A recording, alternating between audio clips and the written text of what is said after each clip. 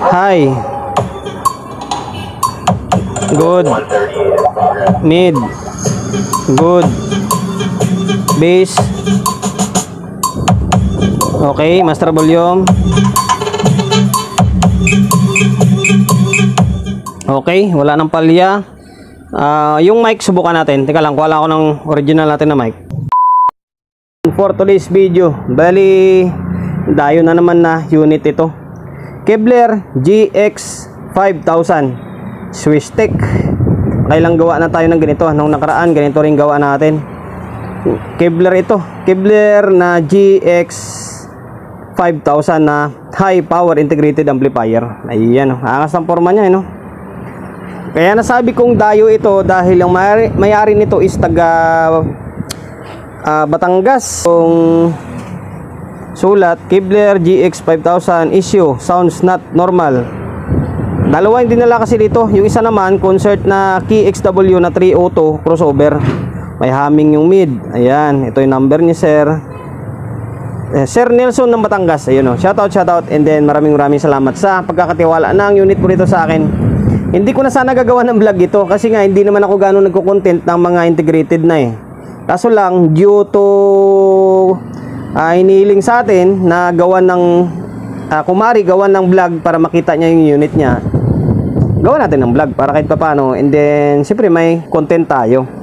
Ayan, yung issue niya is hindi siya ganoon kaganda. Hindi siya ganoon, minsan daw mahina, and then yung control nakasagad na is mahina pa rin. Okay, pakita ko muna sa inyo. Pakita ko muna sa inyo Ayan. On natin.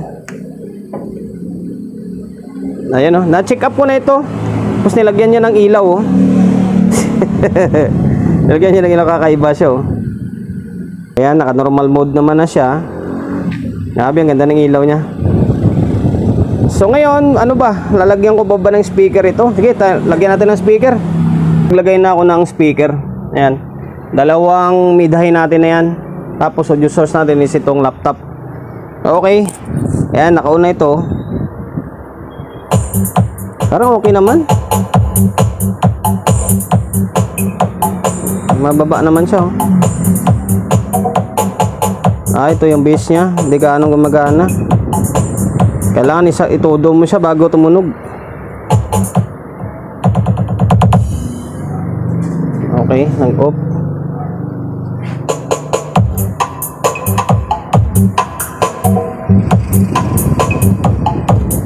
Working naman.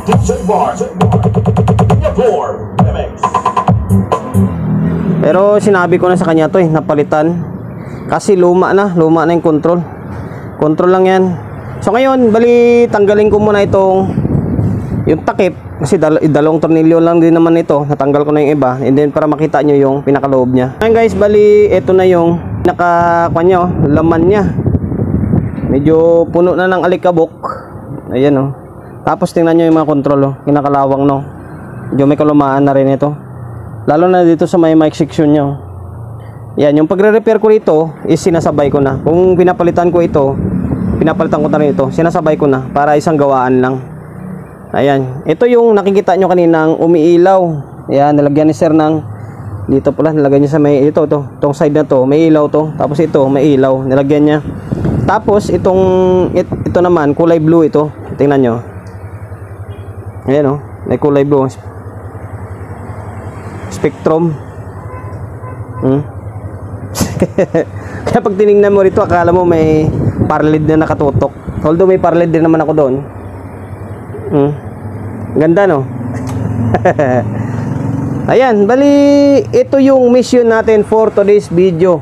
Na sana magawa natin ng maayos yung unit ni Sir. Kasi dayo pa ito, nagpatangas pa ito.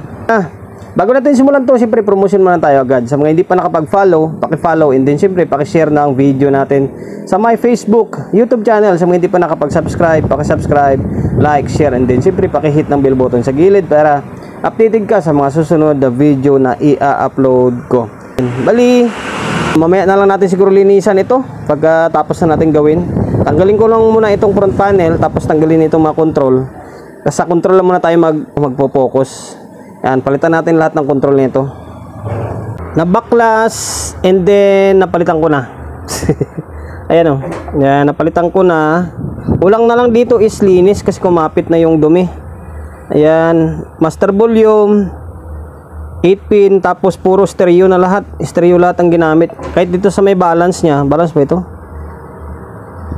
Oo, balance nya. Stereo yung gamit. Ayan.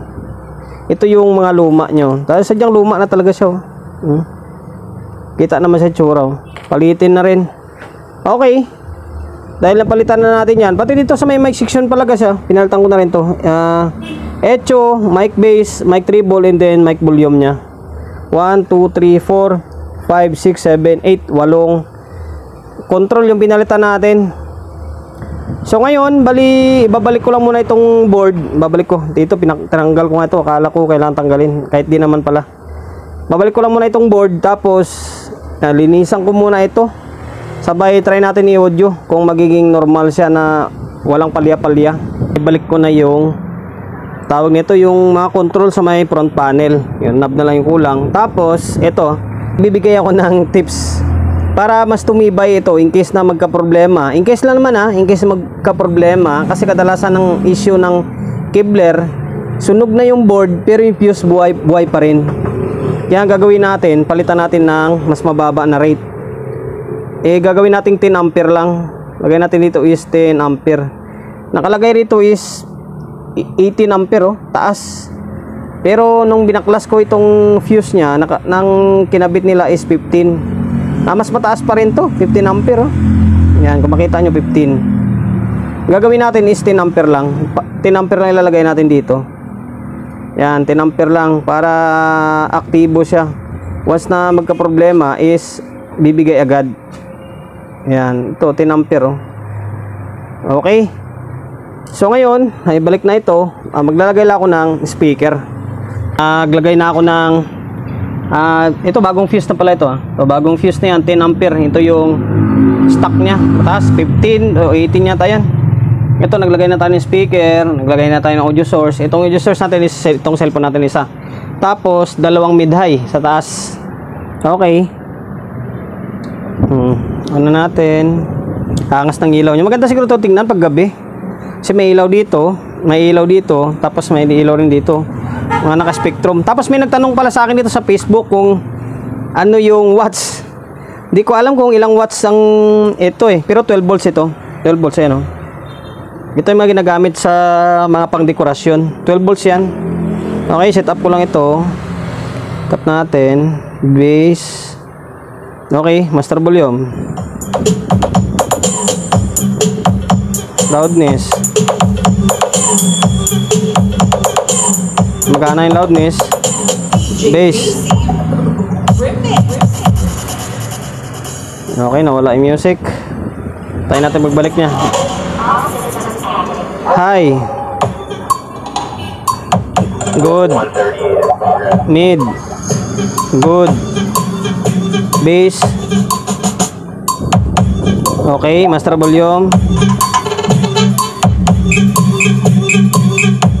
Okay, wala nang palya. Yung mic subukan natin. Teka lang, kuha lang ako ng original natin na mic. Yung original natin na mic, ito, muga-uga pa rin siya. Bira na yan. Setup lang natin, echo, mic bass, mic treble. Okay, on natin to. Sound check, hey, testing, check mic. Sound check, hey, hey, hey.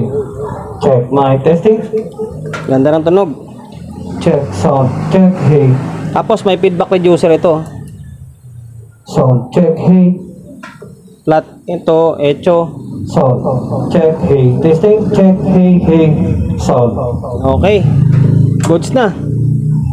Goods na siya. Ang kulang na lang dito, ito, nalinisan ko naman na ito. Balik ko lang na lang dito, obserbahan ko na lang to.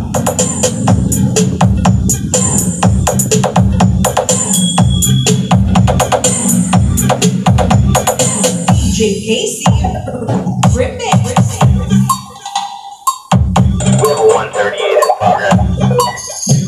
Wali, obserbahan ko na ito kasi sabi ni sir, parang nawawala-wala daw yung tunog. Pero, tingin ko, ox naman na ito. Lakas